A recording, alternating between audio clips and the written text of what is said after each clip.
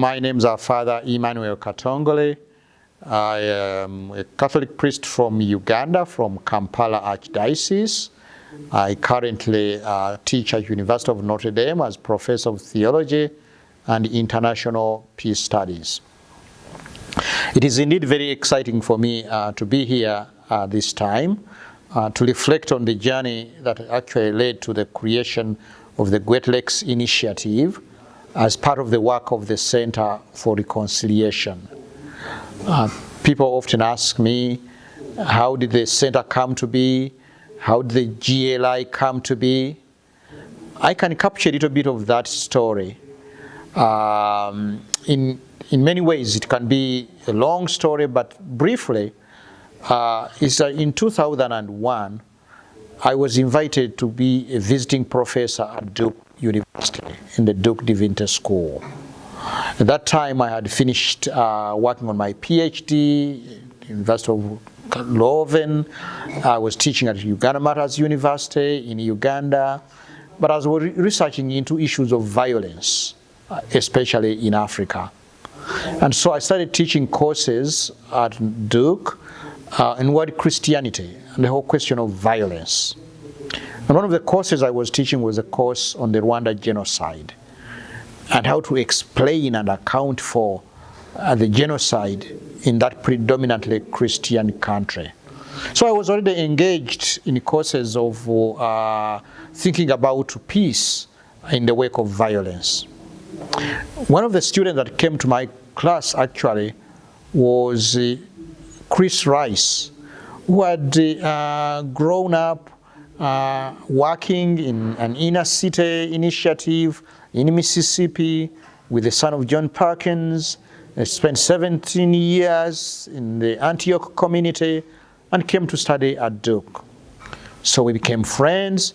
But I continued to teach studies in world Christianity until I think it was 2004 when Chris was invited to lead a Lausanne issue group that was going to culminate in a meeting in Pattaya, Thailand, as part of the Lausanne general meetings.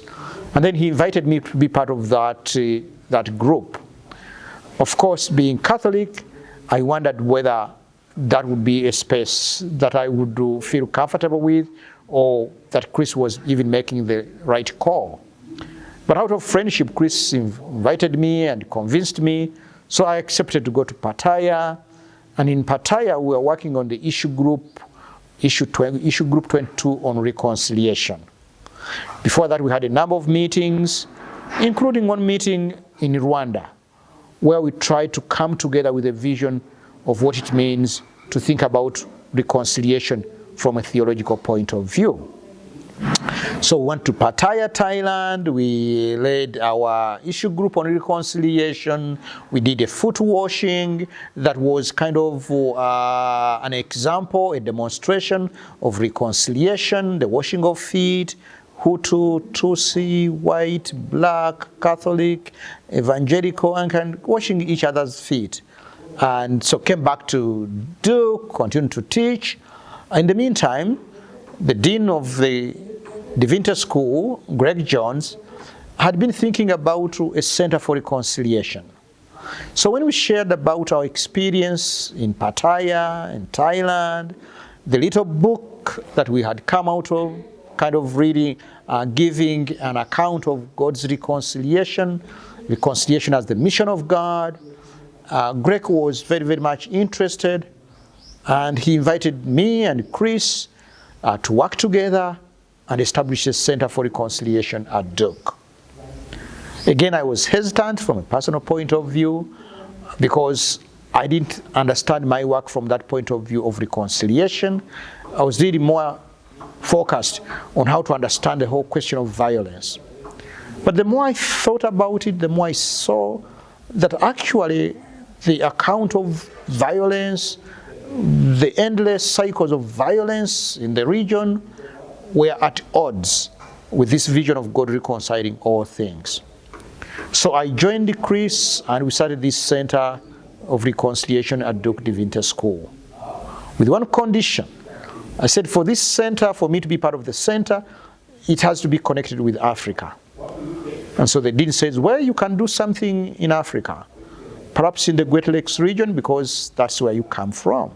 So early on in the center, we're thinking of ways how to connect with the region, the Great Lakes region of Eastern Africa. And one of the first things that we thought about was to organize a meeting with some of the leaders in the region. Some of the leaders that we had worked with, people like Celestine Musekura, people like James Odong, rest in peace, and others that we had already come to know. So we organized a meeting in Kampala, that was actually 2008, about 30 people, where again we shared the vision of reconciliation as we understood it, as God's vision, as God's mission, as God's gifts to the world, and onto which we are called. And how that journey involved also a journey of lament, but also a journey of gifts. And how that journey also called each one of us to think about their own place, their own story, how that story intersects with the vision of God's reconciliation. So we shared that with the leaders that we had invited, selected leaders that we had invited from Congo, from Uganda, from Rwanda, from Burundi, from Kenya, from South Sudan, areas that actually had experienced violence of one sort or another. Not one denomination, Catholic, Anglican, Evangelical, Pentecostal, so many line, and Evangelical, Pentecostal church. So it was really a coming together of a cross-section of Christian leaders. There are two gifts that emerged out of that. First of all, the space of these leaders from across different denominations was new. Excuse me. Catholics, Anglicans, non-denominational, evangelical, coming together. That was fresh, that was new. People saying, wow, we've never had anything like that. But also the space of coming together of nations, Rwanda, Congo, Burundi, and some of these nations were at war with one another. Some of the leaders were hesitant to come because they knew there were some other leaders who were coming from countries that were at war with their own countries. So that was one gift, a space, a unique space that was created. The other gift that came out of that was the stories that we shared. We invited leaders to share their stories of pain, but also their stories of hope. What is going on? Where have you seen hope? That was so energizing for the gathered leaders, that there would be a space where people can share stories, both of pain, but also of hope.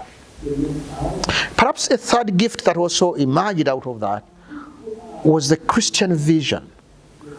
Many leaders said that we have been to many meetings, workshops, and peace seminars, and peace building, that they hadn't felt how this was framed from a Christian point of view. This was unique.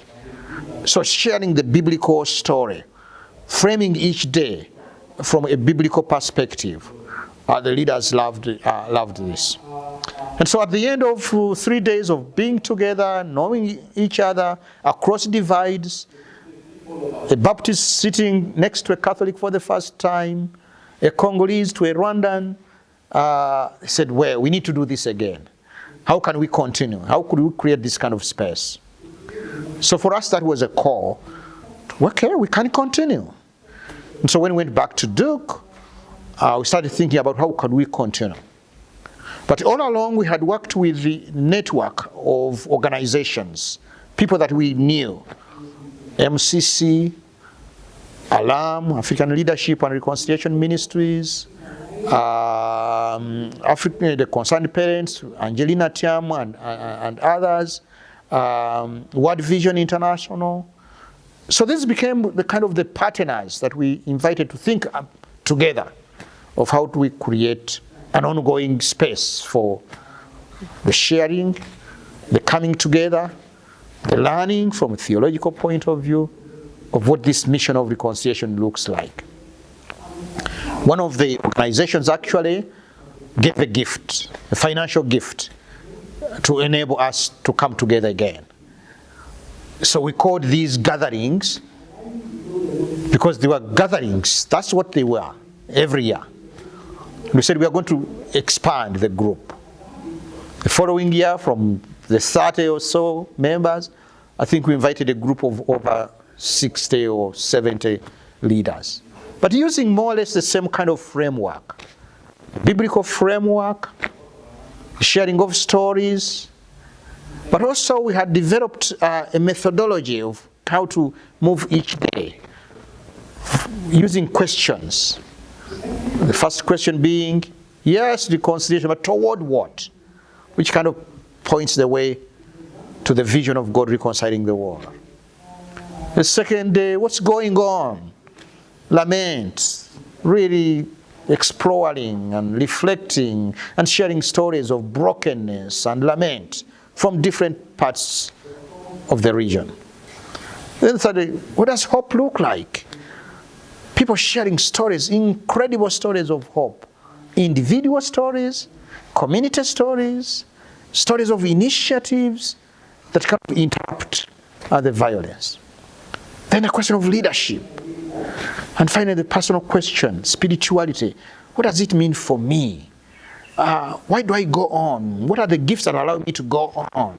The skills along the way for the long haul.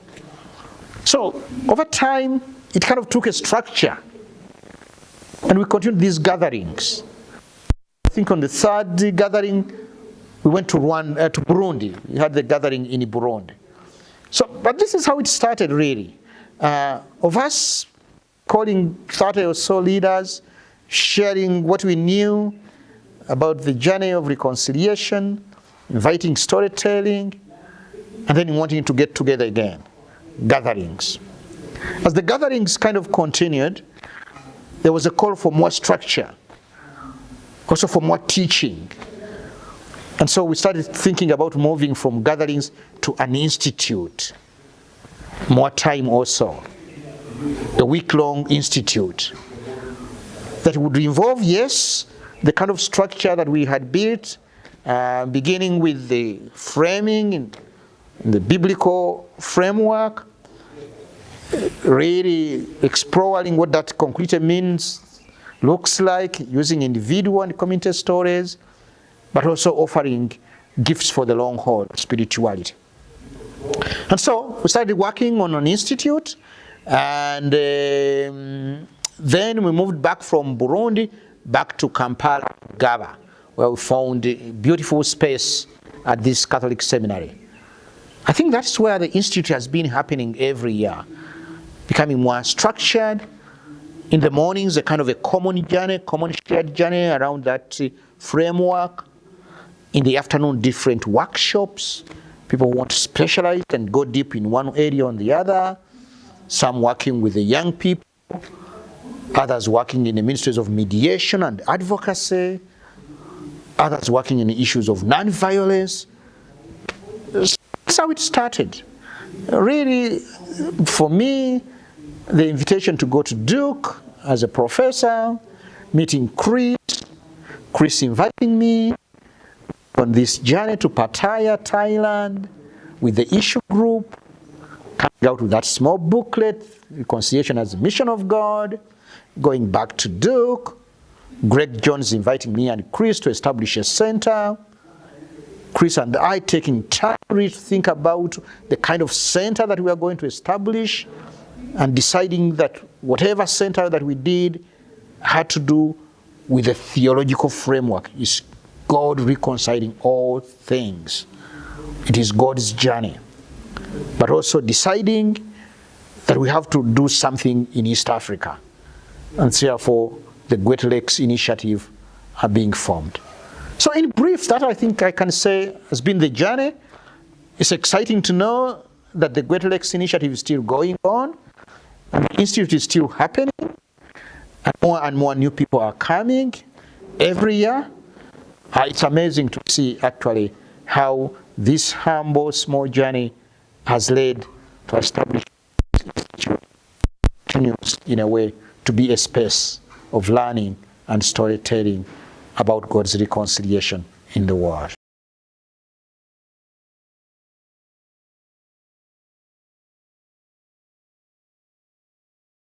Reconciliation is a journey. One can even say an adventure. You might know where you are headed, but you don't exactly know how you are getting there or the steps that will take. For us too, this was a journey of trust.